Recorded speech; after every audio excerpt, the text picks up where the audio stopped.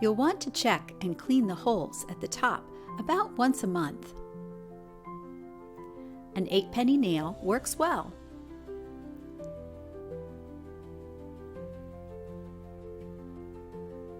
Remove the lights and poke the nail through the holes.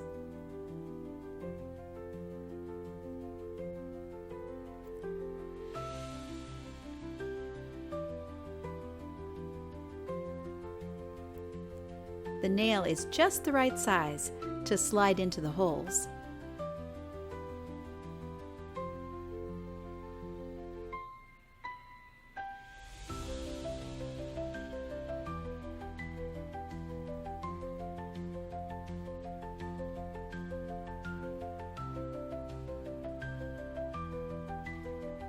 Once you're done, replace the lights on the top.